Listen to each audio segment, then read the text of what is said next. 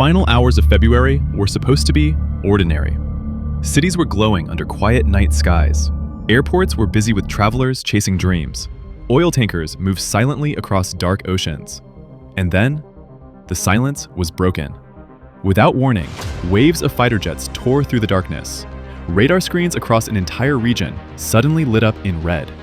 Missiles launched in rapid succession, each one carrying the power to change history.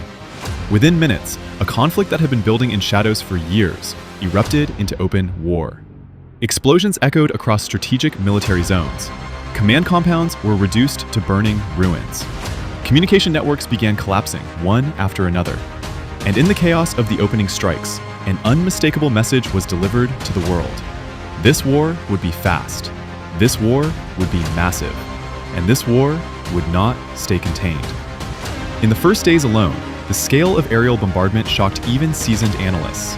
Warships that once patrolled proudly were suddenly sinking beneath black waves. Air defense systems fired relentlessly into crowded skies. Entire coastlines transformed into active combat zones. But wars are never just about destruction. They are about reactions. And the reaction came swiftly. Ballistic missiles rose like flaming arrows into the night sky. Explosive drones buzzed across borders like mechanical swarms.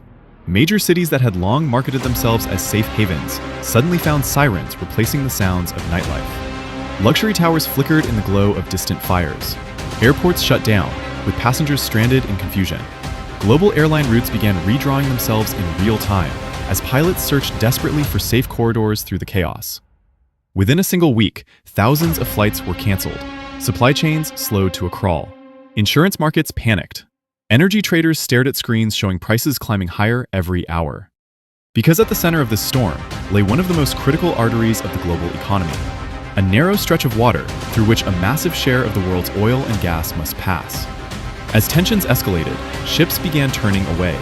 Some remained stranded at sea. Others waited endlessly in overcrowded ports. The message was clear. This was no longer just a regional war. It was becoming a global economic shockwave. Meanwhile, nations across the region faced impossible choices.